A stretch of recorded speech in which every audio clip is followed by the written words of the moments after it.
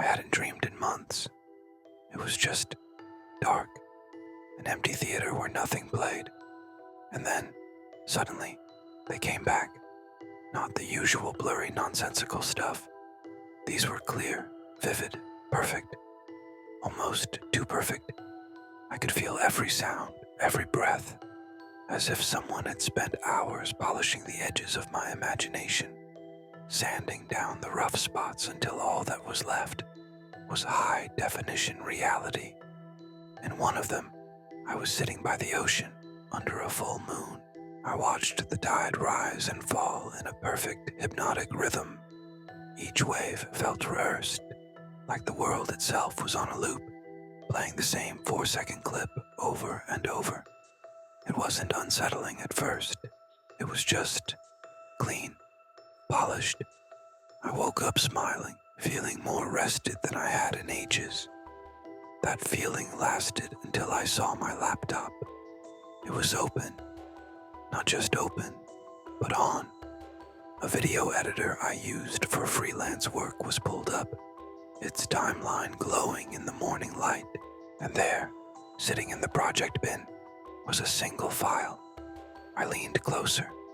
The thumbnail was a shot of a moonlit ocean. My heart started to pound. I clicked play. It was my dream, frame for frame, every detail exactly as I remembered it. The rhythmic crash of the waves, the cold sand beneath my fingers, the salty air. It was all there, except the ending.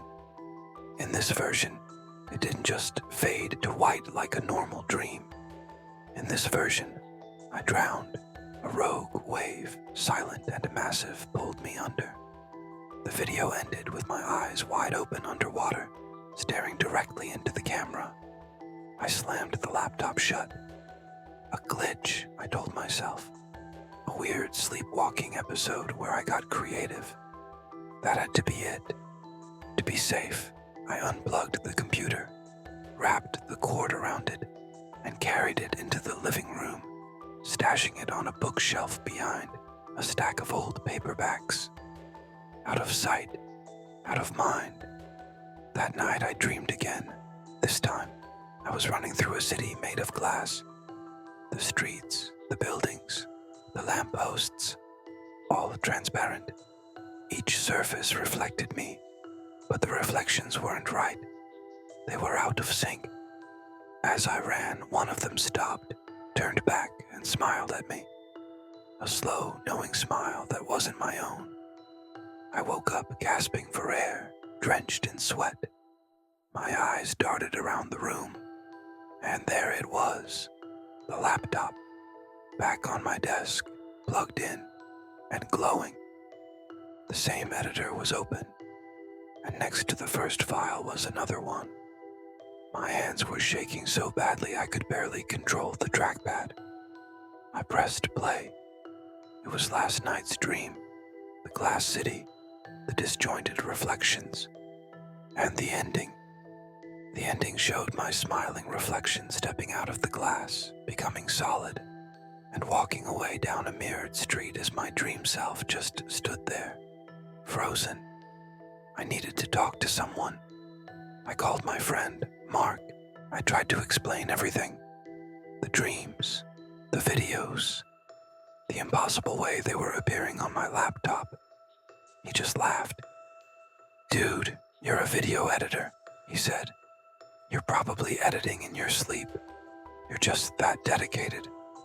I almost believed him. It was a comforting, rational explanation. I wanted it to be true. I hung up, took a deep breath, and opened the project folder again, ready to delete it all and forget this ever happened. But there was now a third file. Its timestamp was 1 minute ago. My blood ran cold. I clicked play. The video showed me, right here in my room, talking on the phone. I could hear my own voice, tinny through the laptop speakers, telling Mark he was probably right. Then, I heard the voice on the other end. It wasn't Mark's. It was a calm, digital voice that replied. "I know." Panic set in.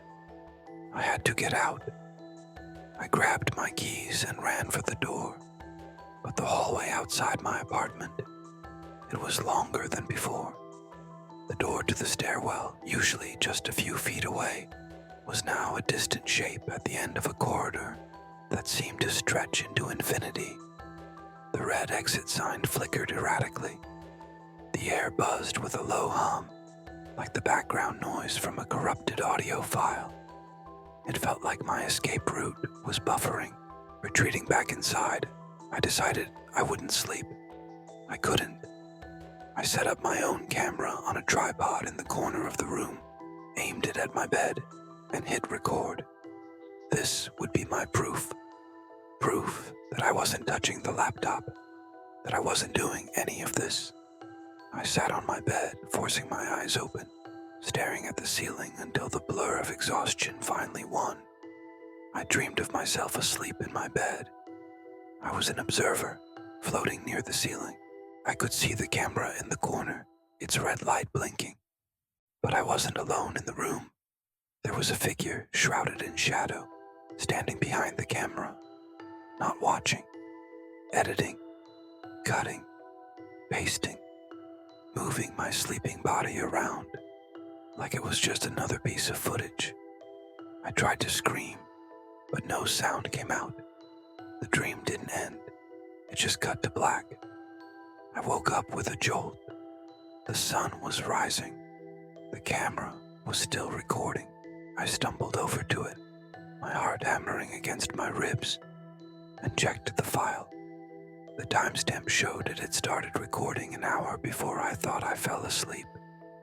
I scrubbed through the timeline. For hours, it was just me, tossing and turning. Then, halfway through the night, the camera lens physically turned on its own, zooming in on my face. I watched my sleeping self whisper something. I cranked up the volume on my computer, leaning in close to the speakers. My own voice, faint and distant, whispered, "Wake me up when this is over." That was it. I was done. I deleted everything. The video files, the project folders, the backups I didn't even remember making. I dragged the editor application to the trash and emptied it. Then I shut down the computer, unplugged every single wire, and threw the power cord into my closet. I sat on the edge of my bed, trying to breathe, trying to feel the silence. But in that silence, I heard a faint click. The power light on the dead laptop blinked back to life. Slowly, as if in a trance, I walked over to it. The screen was on. There was a new folder on the desktop, simply titled Upcoming. I opened it. Inside were hundreds of video clips. They were all titled by date. Tomorrow's date, the day after, the week after. My hand moved to the latest one. I double-clicked. The video showed me sitting right where I was now, staring at the screen. The screen in the video matched my own screen perfectly. The same folder, the same cursor. The cursor in the video moved in perfect sync with my own hand on the trackpad. I was watching myself watch myself. I looked up from the screen into the dark corner of my room. A faint blue glow answered. A second monitor, one I didn't own, was now sitting on my dresser. It was on. It was playing something. It was my next dream. I whispered to the empty room, "I want to wake up." The text on my laptop screen changed. Without a sound, without me typing a thing, a single sentence appeared. "This is awake." And now every time I sleep, I wake up inside another edit, a cleaner cut, a better performance, because someone or something is out there, constantly improving the version of me that dreams. And I think they're getting ready for the final cut. Thanks for watching. If you want to see what happens next, don't forget to follow.